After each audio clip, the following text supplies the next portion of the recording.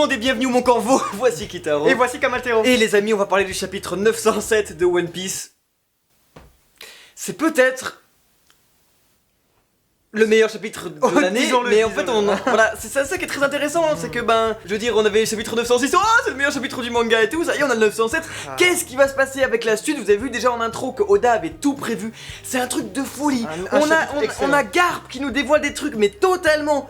What the fuck, out of nowhere. On a le retour du CP0, on a les empereurs qui se foutent sur la gueule, on a un trône vacant et à la fin on a Shanks qui Mais what?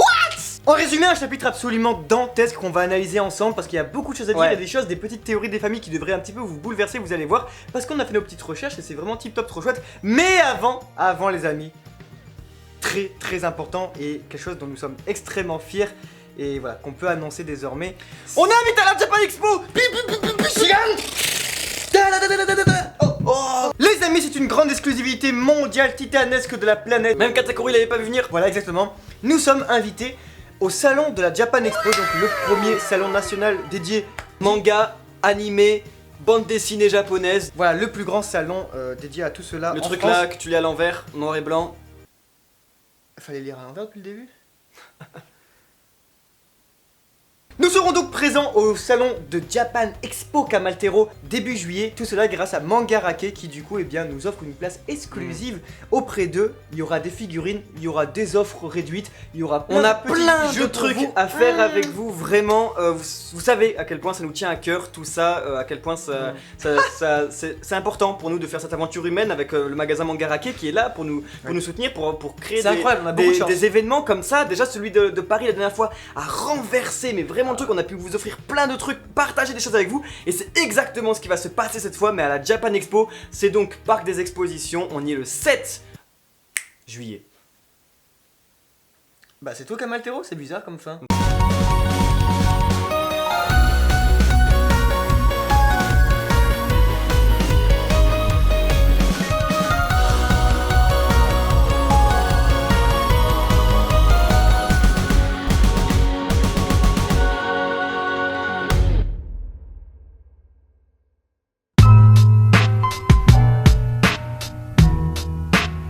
Faut que je te dise Kitaro, je vous jure ce chapitre, en fait, en ce moment, Parlez-moi. genre parce que, vous savez,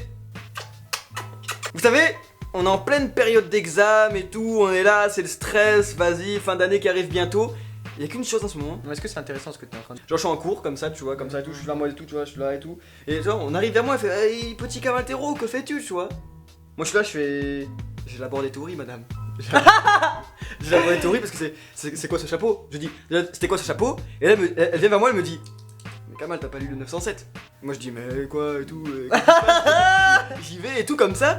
Et là je fais non et tous les gars, et là tous mes potes et tout qui viennent et tout, ouais Kamal t'as lu le 907 et tout. Je commence à lire et tout, et le mec qui me pose la main sur l'épaule, il me dit ouais ça va t'inquiète ça va aller et tout, je te jure et tout, de page en page. On comprend les amis, on comprend ici à quel point Oda maîtrise son œuvre. Parce qu'il arrive à nous brainfuck sa mère à toutes les pages. Et moi je vous dis, j'étais pas prêt, Mais non mais c'est illégal, genre c'est illégal, c'est interdit par la convention de Genève. Techniquement Oda il devrait être en prison pour ce qu'il a fait. Voilà, et sincèrement c'est pas bien de jouer avec les cœurs, les sentiments, les émotions des gens comme ça. Parce que moi je vais pas survivre. En fait c'est le parcours du combattant, sûrement One Piece. C'est qui va arriver jusqu'au bout de la rêverie. En tout cas surtout pas nous. Parce que sa mère, c'est quoi ces chapitres? Cette revue elle pourrait durer des heures et des heures, on aura toujours à en parler. Et c'est ouf de savoir que One Piece 21 ans après arrive toujours à maintenir cette force. Et d'ailleurs Kamal ici c'est du... Mais attendez parce que ici on a la frontière du fan service. Mais ça en est pas du tout. C'est là où vraiment le mangaka est au top de son niveau. Parce que tout ça, toutes les 21 ans derrière et tout est corrélé pour nous apporter ça aujourd'hui, maintenant. Et c'est condensé, on nous l'a dit, ça va être 10 chapitres maximum la rêverie. Mais quelle dinguerie! Chaque page apporte des nouveaux personnages et en même temps des anciens, c'est des fils, c'est tout ça, donc il y a trop de trucs à dire. Et d'ailleurs je pense que je sais pas quoi dire. Ce serait de la extrêmement de mauvaise foi parce que justement là où ça ne va pas et One Piece est tellement grand que ça renverse en fait les codes et les gens commencent à se dire c'est un peu fanservice cet arc. Tout ce qui est présenté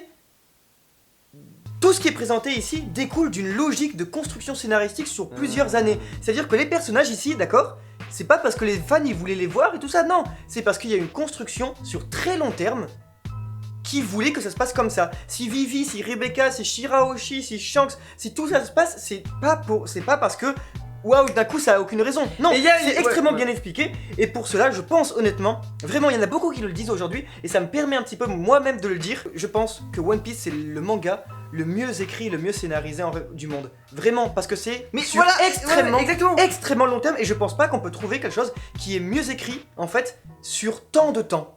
C'est pas possible parce que déjà ça n'a jamais existé. What the fuck? Ça n'arrive pas comme un cheveu sur la soupe. On est à 21 ans du manga.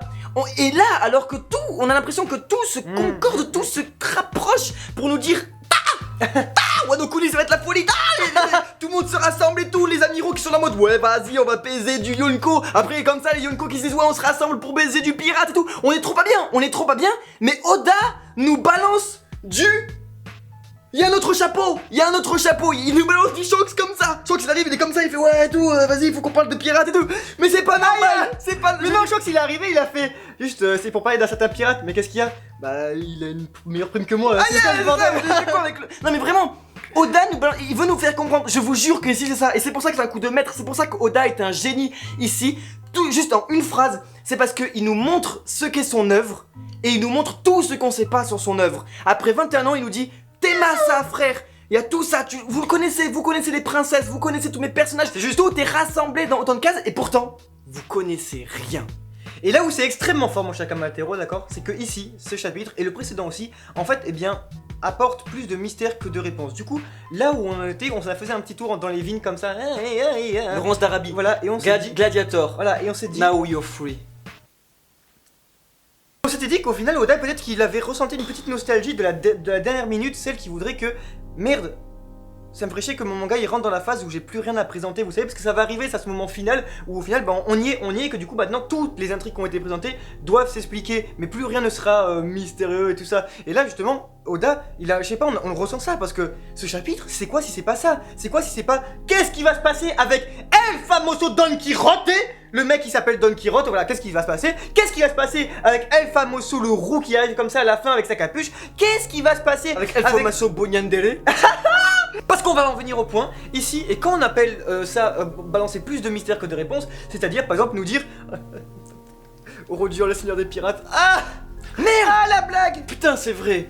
Non, mais à chaque fois que j'y repense... La blague, parce qu'en fait le seigneur des pirates, tu sais, mon trésor vous le voulez et tout, on s'en fout en fait. Avant, les amis, saviez-vous qu'il y avait des pirates, les Rocks pirates, qui étaient en réalité bien plus importants à l'époque où en réalité Roger allait sur la mer, et vous savez quand il va sur la barre comme ça et qu'il fait ouais, Riley, avec son chapeau comme ça, il fait je suis Roger, viens bouleverser le monde et renverser la planète avec moi. À ces moments-là précis, c'est un peu comme Luffy. À ce moment précis, les amis, il y avait des gens qui étaient sur des navires, ils s'appelaient les Rocks pirates, c'était un peu les navires les plus forts, et Roger il a fait ouais, le but Thomas! C'est magnifique. Je sais pas quoi dire si ce n'est que c'est magnifique.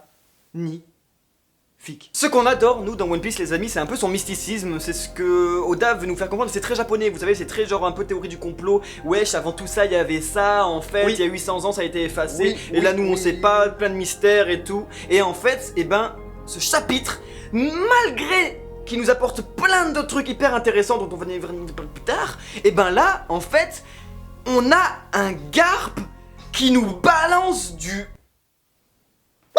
Il arrive, il nous fait tenez. Regardez qu'en fait, alors que indirectement, on était là en mode mais qu'est-ce qu'il y avait avant Roger?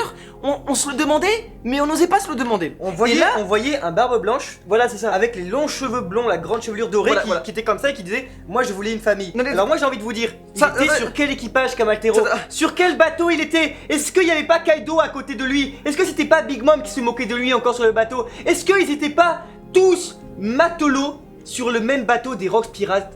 Et Roger c'était l'outsider qui arrivait comme ça avec sa barque et qui l'a fait je vais tous vous fracasser parce que le seigneur des pirates, ce sera moi. Oda veut nous faire comprendre qu'il y a des trucs, on n'est pas au courant, on n'est pas au courant. Le chapitre s'ouvre juste sur deux empereurs qui se foutent sur la gueule. C'est hyper intéressant parce que ils se foutent sur la gueule verbalement. Je kiffe comme c'est bien écrit, je kiffe comme c'est bien amené. On a Big Mom, Dendenmuchi avec Kaido à l'autre bout du fil, à l'autre bout de l'escargot. Et ici, ils se foutent sur la gueule tout en nous apprenant des choses. C'est que oui les amis, ils se détestent, mais ils étaient avant tout ensemble avant. Oui, avant ils étaient amis sous le même drapeau. Après on a Garp qui nous dit Tout cela reste spéculation. C'est spéculation, mais là après on a Garp qui est en train de grailler et il y a une meuf qui arrive et qui lui dit oh Garp, t'es le héros de la marine parce que, et lui il te sort, parce que c'est bien du Garp ça, à dire les choses qu'il pense alors qu'il sans penser aux répercussions. Ah mais je savais pas que tu parlais des Rox pirates alors que la meuf elle parle même pas des Rox pirates, tu sais. Et lui il balance encore une fois, spéculation, il parle des Rox. Il parle des Rox, mais voilà, on est sûrement ici on nous parle donc des Rox qui si ces derniers avaient à revenir, ce serait juste la fin du monde. Ce serait la fin du monde parce que même lui dit on n'a même pas à s'inquiéter en fait, parce que si cet équipage là, entre guillemets, devait se reformer, ce serait la fin. Ça y est. Donc ici les amis, c'est forcément mis en corrélation avec la première page pour nous montrer que Big Mom et Kaido étaient ensemble. Et ce que les amis, les empereurs avant, n'étaient pas dirigés par une seule personne. Avant carrément Roger, il le dit même il y a 40 ans, par Shaki. What the fuck. Parce que c'est trop vrai. J'en peux plus. Le seul moyen de résister, tu vois, à ce chapitre, c'est de le dire avec Joseph, tu vois, parce que genre... Attendez, là je crois qu'il y a de quoi être perdu. Déjà, il faut comprendre que Garp, hein, c'est lui qui avait été introduit comme héros de la marine parce que avoir battu Roger et Shiki. Quand on y repense, Roger, un petit peu, il paraît avec Luffy, qui doit un petit peu avoir des amis chez la marine, etc. Comme Kobe, et que lui, comme Kobe est pour Luffy, là il a le Garp, etc. Est-ce que du coup, ce qui serait trop beau, c'est que Garp, il ait tout le crédit d'être héros de la marine, alors qu'en réalité, il s'est allié à Roger en fait pour les faire tomber, et il s'est dit ouais mais comme je suis un pirate, tu garderas tout le crédit. Et c'est pour ça qu'ils ont vraiment une grande amitié, et qu'à la fin, ils se respectent, ils donnent Ace et tout.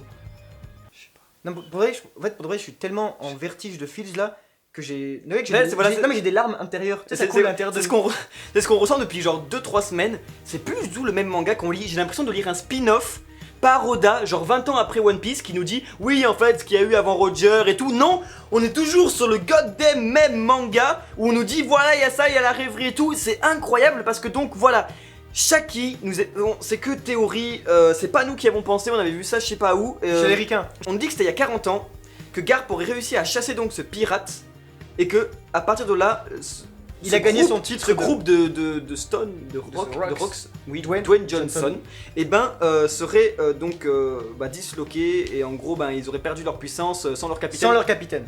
Shaki nous est présenté par Riley comme son épouse, comme une meuf qui a été chassée par Garp il y a 40 ans. Il y a 40 ans tout le pile. Regardez bien, hein, 40 ans, et surtout les amis, vous savez, il y a le délire de Shaki qui a exactement le même visage. Depuis 20 ans. Non. Depuis 40-50 ans. Voilà. Ok. Ah oui, c'est vrai, exactement. Elle a le même visage à 50-60 ans qu'à 20 ans. Croyez-moi que ça, déjà, c'est le fruit du démon du changeur de peau. Croyez-moi en fait que Riley, il est pas seul depuis le début et qu'en vérité, il est pas mari de cette femme, mais qu'en réalité, cette femme, c'était sûrement un personnage des plus importants. Oh, croyez-moi que ça, les amis, il y a des chances vraiment que ce personnage-là soit la théorie la plus flippante. Le prince des ténèbres, le second du roi des pirates et tout, ne se met pas avec n'importe qui. C'est un bordel sans nom. C'est un bordel sans nom. On sait ce qu'il y a eu avant Roger. On sait maintenant ce qu'il va y avoir après Roger. La rêverie est en train de nous péter le cerveau. Elle a même pas commencé à t'amaler. Big Mom, elle menace Kaido en lui disant qu'il faut qu'il s'allie parce que il faut pas que Kaido oublie que ce dernier a une dette envers elle. Et c'est ça qui est très intéressant parce que déjà Big Mom dit qu'elle doit récupérer quelque chose chez les Mugiwara, c'est sûrement Zeus, donc qui est une partie même de son âme. Et en parlant d'âme, il y a deux possibilités. Attendez, ici sur la dette de Kaido. On y a bien réfléchi sur la dette de Kaido qui dit, lui, il dit c'est une dette de toute une vie. Est-ce que c'est un rapport avec son invincibilité, immortalité, vous savez, il peut pas mourir. Donc Big Mom qui aurait ici usé de son fruit du démon, de l'âme, enlevant son âme de lui, le rendant animal, et donc la créature la plus forte du monde, et donc non plus humain, vous savez. Et d'où peut-être que c'était quelque chose qui était créé par défaut pour sauver cette personne parce qu'il s'aimait bien, et du coup c'est pour ça qu'il cherche à se tuer, parce que du coup il a l'impression d'être pas légitime. Seconde possibilité, en parlant de dette de toute une vie, je trouverais ça très beau, moi personnellement, que ce soit en fait les enfants Charlotte qui pourraient donc être avoir le sang de Kaido. On s'explique là-dessus. Vous savez, les trois meilleurs fils ici de la Charlotte Family sont les Pimp Brothers, qui sont Oven, Daifuku et Katakuri. Des triplés qui sont nés du coup ensemble, voilà, de la même couche quoi. Et est-ce que ici on pourrait pas se demander si Kaido n'est pas dans le coup parce que Katakuri, déjà il faut savoir plastiquement, moi on m'a envoyé une image, j'avais pas pensé sur le coup mais et ça date, cette image tout le monde en parlait. Ouais, de comment ça s'appelle, de Oven et de Kaido qui se ressemblent énormément en fait, qui ont exactement la même faciès. Et en plus un Katakuri qui est extrêmement fort, en fait, quand on y pense, mais vraiment, qui est un des hommes les plus forts du monde, considéré lui-même comme invincible, n'ayant jamais perdu un seul combat, et ce que, eh ben, ceci n'expliquerait pas cela. Vous savez... Pourquoi est-ce qu'il n'y a pas cette valeur aussi intrinsèque que tous les fans, quand on en a parlé, à chaque fois on pensait à Kaido et on disait ouais mais la prochaine fois c'est Kaido, la prochaine fois c'est Kaido, Kaido Junior. Voilà, parce que avec le physique, il a un physique de monstre pas possible. Il pourrait avoir gardé le charisme de son père, un truc comme ça pour nous... En plus, voilà, on sait pas plus et c'est marrant parce que moi ça revient à Eiichiro Oda qui avait dit en interview dans les One Piece Magazine que oui, il avait envie de balancer le passé de Katakuri. Moi je dis BAM BAM. On va parler du bien et du mal, mais surtout du bon et du bon qu'il faut protéger sur cette bonne terre. Parce que si Samwise Gamgee le brave serait là, il dirait il y a toujours du bon dans ce monde et il faut se battre pour cela. Exactement, pourquoi? Parce que ça permet de créer des petits cercles vertueux extrêmement précieux. Nous avons ici vraiment une dualité qui découle tout d'abord d'une énorme injustice et d'un sentiment de malaise extrême comme Altero, dans la mesure où vraiment c'est l'impossibilité, parce que déjà vous avez bien compris, nous parlons de ce bâtard de Carlos. Mais calme-toi, je veux dire, déjà Carlos, on s'en va les steaks, c'est vraiment FD El Famoso FDP, parce que vraiment le mec, mais il est incroyable ce perso. À côté, t'as Watt-Paul, c'est le réel MVP du game. Il est là, Watt-Paul, c'est vrai que c'est le meilleur personnage de One Piece. Parce que on a eu du Moscato, maintenant on a du Watt-Paul, les gars, il est là, les gars, il fait, what the fuck, on se casse les gars. Il est gentil, même lui il le dit. Il dit ouais, c'est un acte inhumain et tout. Watt-Paul, les amis, est devenu humain, c'est devenu mon meilleur personnage, il est là. Mais vraiment, vous voyez dans la tête, il est parfait Watt-Paul. Non mais Carlos là, ce FDP des montagnes, c'est le seul personnage qui permet de créer un contraste avec Watt-Paul quoi. C'est fou. Là où il y a que ce gros bâtard. Mais néanmoins, on en est à une injustice assez incertaine où cette fois-ci, là, on a le retour. Bon, je sais même pas, on va pas en parler 2 secondes parce que c'est le CP0. Ils sont absolument sexy. Vous avez vu notre réaction? Merde quoi, on a Kaku, on a Luchitu. Pour de vrai, c'est le truc le plus inattendu de l'univers. J'ai vraiment, non franchement, de tout mon cœur, je m'y attendais tellement pas. Mais on était là en mode ouais, c'est qui ce mec qui l'arrête? Je comprends pas, c'est Rebecca et tout. Bam, Rob Lucci, bam, les meilleurs personnages du meilleur arc de One Piece. J'étais pas prêt. Non, moi je suis tellement sur. Mais c'est ce qu'on essaie de dire. Oda, il en a jamais marre. Le Mais mec, calme-toi, Oda, mais calme-toi. Vous avez en face de vous les mecs un petit peu beaucoup trop sexy, classe. Ma foi, fort puissant comme Altero. Très fort. Qu'est-ce que vous faites là-dedans? Vous pouvez pas faire. Du coup, Neptune, il s'en fout. Pourquoi? Parce qu'il va tous la Hegel. Et là où c'est très beau, c'est qu'il peut se passer qu'une seule chose. Qu'une seule chose pour que Lucci n'intervienne pas. Une seule chose. C'est que Dieu confronte Dieu.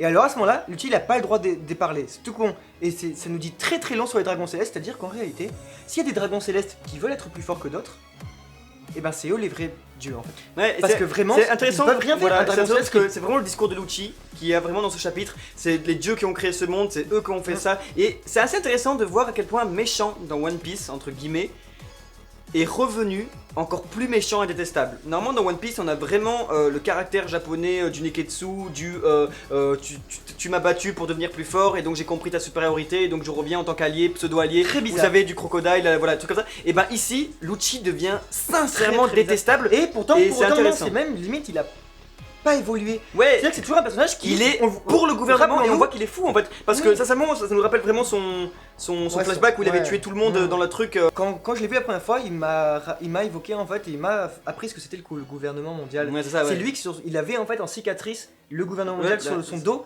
Et aujourd'hui on a que ça et tout, ça me paraît bizarre. Et du coup quand je le vois dire ça, je me dis c'est bizarre, il a dû aller plusieurs fois à Marie-Joie et du coup c'est son terrain, maintenant on est chez lui. C'est très particulier, c'est la grande armée d'élite secrète du gouvernement, c'est le CP0, c'est le CP9, c'est fou, c'est vraiment fou ce qui se passe. C'est vraiment incroyable les amis parce que ici on a quelques cases qui sont très émouvantes de Neptune qui veut avec Otohime en quelques secondes abandonne. C'est tellement bien foutu, c'est pesant comme Oda nous montre que merde, après tout ça, il abandonne le rêve de sa femme pour sa fille. C'est des vraies situations d'impuissance et ça j'adore vraiment. De malaise et de. C'est très dur à écrire, c'est très dur à présenter, on va dire. Et là, c'est vraiment bien foutu parce que Neptune, en faisant ça, c'est la pire chose qu'il puisse faire. Tout le monde lui dit, fais pas ça, fais pas ça, fais pas ça. Mais qu'est-ce que tu veux faire quand un mec est là devant tes yeux, il viole ta fille? C'est trop bien foutu et c'est beau de voir vraiment ici le rêve et le combat d'Otohime qui prend forme et qui se réalise avec le bon en fait qui se crée au gouvernement mondial chez les Tenryubito, C'est trop beau pour d'autres. chez les Don Ouais, Quirote. franchement, c'est la chose la plus aimante, la plus belle dans Ouais, One Piece ouais, depuis c'est- très longtemps. Parce que c'est un truc, moi, que je me souviens, en fait, vraiment lire en fait en scan et tout ça. Et ce gars-là, je me vois très bien le passage, tout, son bateau échoué. Je me dis, putain, c'est fou qu'en gros, bah pour de vrai, Oda, s'il a pris le temps de faire ça, c'est pour nous montrer en fait qu'il y avait la graine en fait qui était plantée à ce moment précis. Et c'est trop beau, c'est émouvant en tant que lecteur et tout ça, se dire que ce personnage-là, maintenant, pour de vrai, franchement, mais vraiment en le regardant, je lui suis très redevable quoi. Je me dis putain, je suis très content de ce que t'es devenu et tout, et je me dis merci quoi d'être comme ça. Et il le dit, je ferai tout pour vous aider et tout. C'est bien parce C'est que beau. Et Otohime, la flamme d'Otohime qui arrive comme ça, c'est trop beau. On va parler pour finir de Pangea, du château, parce qu'il y a beaucoup de choses à dire là-dessus. Déjà, on a le trône vacant. Vous avez vu l'intro. On avait donc 5 empereurs, 4 commandants, 3 amiraux, 2 chapeaux et donc un trône.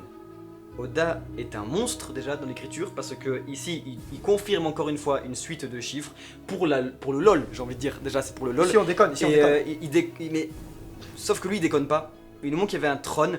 Ça fait partie encore du mysticisme de l'œuvre, du passé, et que depuis 800 ans il y a les 20 épées de ceux qui ont créé ce. Et on sait pas si c'est à nous prendre pour des cons ou pas, ou bien si c'est juste. Est-ce que le monde de One Piece, parce qu'on le sait que c'est compliqué, que la frontière du bien et du mal elle est très mince, mais est-ce que ici c'est pas nous prendre pour des cons que de dire vraiment oui, personne va s'asseoir sur ce trône là, il n'y a pas de vrai roi. Le trône ressemble étrangement à la figure qu'on avait vue dans le chapitre précédent. C'est très allongé, c'est très fin, c'est très. Est-ce que le gouvernement mondial n'est pas dirigé par oulala one person dans l'ombre? Est-ce que et c'est ça qu'on nous balance que le Gorosei ils sont au top du top parce qu'ils sont 5 et donc le pouvoir est divisé. Et tout le temps qu'on dise dans le monde, dans l'histoire de l'humanité, tout le temps, et c'est ça qui est très très fort, c'est que les régimes politiques pluriels, c'est des utopies. Ça n'existe pas. Et d'ailleurs, Non mais ça n'existe pas, il y a toujours, et qu'on le veuille ou non, et c'est justement ici peut-être qu'ils essaient de cacher ces gens-là parce qu'ils l'assument pas, ça ne marche pas, il faut toujours qu'il y ait une autorité, et même si vous voulez c'est une pyramide, à la fin la pyramide c'est forcément 1, ça peut pas être 5, D'ailleurs, ça ne c'est marche pour pas. ça qui est très intéressant. Et c'est que même parmi ici, les 5, voilà. généralement, si ça ne fait pas ça, il y a toujours qui se dégage, un leader. Voilà. Et Parmi ici, l'opposition est très clairement faite avec le gouvernement mondial qui n'assume pas une chose, c'est qu'une personne dirige le monde. Tout de suite, ici, il y a 2 personnes à qui on pense. Le roi de l'ancien royaume. Ici, donc voilà, le gouvernement qui disait non, tu ne dirigeras pas, Joy Boy, on sait pas et tout. Et aussi, tout simplement, le seigneur des pirates. Ça fait vraiment, vous savez, et c'est ça beau, parce qu'indirectement, vous voyez le nombre de messages, le nombre de lectures qu'on peut trouver dans Dans cette un œuvre. sens, je pense que qui dans un est, sens, le Seigneur des Pirates en fait, c'est le roi de l'ancien royaume. Voilà, dans un sens, c'est parce que ça. c'est lui qui trouve Parce que Raphaël, Roger, voilà, c'est lui c'est qui celui du coup, devient le C'est roi. sa menace, c'est ce chapeau, toujours. Vous voyez, tout est connecté. On n'a pas encore toutes les ficelles, mais on a quelques pièces. On voit ça et on voit que Oda, lui, les a, que c'est vraiment amené, que c'est réfléchi. Et que donc ce trône n'est pas là par hasard et que le monde est plus compliqué qu'on pense. Parce que ça paraît beau, c'est vrai, c'est utopique, mais que le gouvernement dise vraiment sincèrement, profondément, oui, on a envie de diriger à plusieurs parce qu'on pense que c'est une bonne idée, parce que ça, alors qu'en fait, bah non, ça pue derrière. Qu'est-ce que c'est bien foutu! Ça donne vraiment envie de connaître la suite. Après 21 ans, on a envie de connaître la suite. Et ça me fait penser que du coup, déjà, le message est très beau de mettre les 20 épées des 20 rois qui ont cédé. Et du coup, ces gens-là, on les avait entendus toute notre vie. Les 20 rois, les 20 rois, les 20 rois, les 20 rois. Et là, on voit enfin quelque chose qu'ils ont touché, qu'ils ont mis. Et du coup, mettre en opposition parce qu'en fait, ce trône en soi a été construit, si on les écoute, de manière symbolique pour qu'en fait montrer qu'on doit pas s'y asseoir parce que justement, on prête allégeance d'être égaux de tous les rois. Et c'est très bizarre parce que ces gens, on peut pas les écouter. Ils ont une très belle parole, ils disent vraiment ce qui est des choses très justes. Qu'au final, on prête allégeance pour être égaux à tous les rois, qu'on jamais quelqu'un sera là. Vous avez des esclaves qui font des putains de tapis roulants. Et c'est pour ça qu'il y a tout qui est erroné. Et on en vient à un fait super important, c'est que le monde de One Piece arrive à son terme avec quelque chose. Moi, pour la première fois, on s'est dit comment ça va arriver, la grande guerre de Wano Kuni, on en parle et tout ça. Les instances sont évoquées pour la première fois et alors on le sait. On le sait, les marines, il dit gna gna, Borsalino il est là, il dit est-ce que je dois y aller? Non, les samouraïs sont trop puissants. Big Mom arrive, il y aura Kaido, il y aura Luffy, on n'oublie pas Marco. Et enfin les amis, on peut le dire, Wano Kuni, la grande guerre arrive et Marineford à côté, ce sera la cour de récré. Le chapitre se termine avec quelque chose d'inattendu. Non, moi je m'y attendais. Hein. On a Shanks sur la dernière page en face du Gorosei. C'est tout simplement le seul pirate qu'on voit, déjà à Marijoie, mais en plus dans cette chambre, les amis, qu'on voit depuis le tout début du manga. Là, il y a Shanks. Qu'est-ce qui... Et ça nous prouve une chose avec ce personnage, les amis, c'est qu'on peut croire ce qu'on veut sur lui, mais moi j'ai la conviction que c'est quelqu'un en fait qui du coup a très bonne réputation en fonction du pirate qu'il est et qu'il est connu pour être un excellent médiateur. C'est quelqu'un qui est allé voir Barbe Blanche pour dire qu'il ne fallait pas créer une guerre, qu'il fallait ramener Ace, etc. C'était quelqu'un qui allait à Marineford pour tout simplement faire quoi? S'il vous plaît, respecter les morts et tout ça, et du coup c'est quelqu'un en fait que si vous voulez on est obligé de respecter parce que sinon en fait vous êtes très cringe, vous créez le malaise en fait dans la discussion. Après, voilà. Si vous ne respectez pas cet homme, mais pour de vrai c'est tout, parce que je pense que ce gars il va sincèrement dire s'il vous plaît est-ce qu'on peut discuter et on va faire quoi? Les pirates, un pourparler. Voilà, et c'est vrai qu'il a toujours été là, il a toujours été l'homme du débat, l'homme qui voulait parler avant de se battre, l'homme qui est allé voir Kaido, l'homme qui va voir Barbe Blanche, l'homme qui va voir le Gorosei, l'homme qui va parler. Et est-ce que forcément tout ça, malheureusement et heureusement on sait pas, renforce la théorie de Shanks Mastermind qui essaye non pas de parler pour arranger les choses mais pour arranger ses plans. Ici il arrive et nous dit oui il faut qu'on parle d'un certain pirate. Le Gorosei l'accueille comme Sengoku l'avait accueilli à Marineford. Il faut savoir que déjà le mec arrive tout le temps out of nowhere. Et ici Sengoku avait dit d'accord parce que c'est toi. Le Gorosei dit exactement la même chose, d'accord parce que c'est toi. Shanks a un truc. En fait dans tous les cas c'est impossible parce que je pense sincèrement que Shanks, nous on était là en mode voilà, imaginez déjà le personnage de Doflamingo, on va faire une comparaison, ce qu'il sait. Le traiteur de Marijoie, l'éveil des fruits et tout. Qu'est-ce que Shanks peut savoir? On sait que ce personnage est d'une utilité infinie pour le manga, que Oda nous le tease depuis le tout début, sincèrement, depuis le chapitre numéro 1, qu'il était avec le roi des pirates et tout. Shanks, et j'ai même pas envie d'y penser en fait à quel point il connaît des trucs et comme nous on est paumés et qu'à la fin du manga on va se dire d'accord, c'était pas du tout le personnage qu'on pensait être. Par contre, je pense sincèrement que Shanks est une bonne personne et c'est toujours un peu notre avis au Mont Corvo. Je pense sincèrement parce que oui, il essaie de sauver Ace à Marineford, et il essaie de le sauver avec Barbe Blanche, il sauve Luffy, il fait tout ça, il essaie peut-être pour arranger les trucs et tout. On sait pas, on saura jamais si ce n'est un truc. Et moi ici, je pense qu'Oda est très au courant de cette théorie, de ce truc là, et que donc il va essayer ici de jouer avec ses lecteurs.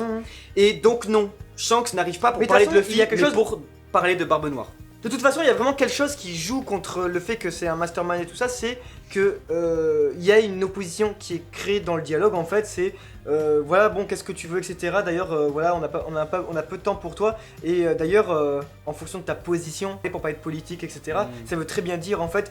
Ben, on te rappelle que t'es un pirate qui a mis les pieds là-dedans. C'est pas genre en gros t'es pas un dragon céleste déchu ou ne sais quelle connerie. Non, c'est en gros tu es un vrai bon pirate des familles.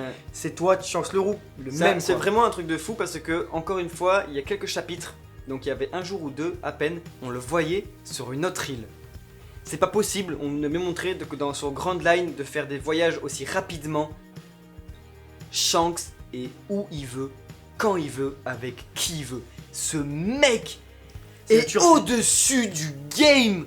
Il casse. C'est vrai que on revient à ça, c'est impossible de savoir ce qui est capable de ce mec, mais en tout cas ça confirme une chose sur le haki, sur le déplacement, sur un truc. Shanks, et regardez bien depuis le début du manga, vous avez vraiment regardé notre vidéo là-dessus sur son pouvoir, on le lien dans la description, parce que Shanks a un truc avec son équipage et tout. Le gars est vraiment où il veut, quand il veut, et il est carrément à l'endroit le plus sécurisé du monde. Ouais, n'importe quoi. Et voilà les amis pour l'analyse détaillée Ultimate no Completo du chapitre 907 de One Piece. Parce que qu'est-ce que ça va être pour le 908? Non mais sincèrement, c'est vrai, qu'est-ce que ça va être parce que ici on nous tease Baggy, là Baggy. Ouais. Merci beaucoup d'avoir suivi cette longue review parce que voilà on a mis beaucoup de cœur, il y avait beaucoup de choses à dire, on est super tip top content on espère en tout cas que ça vous a plu etc. N'hésitez pas à nous laisser vos petits retours en commentaire sur vos idées ou sur bah voilà ce que vous avez pensé tout simplement de cette review. C'était Kamaltero et c'était Kitaro. Ciao.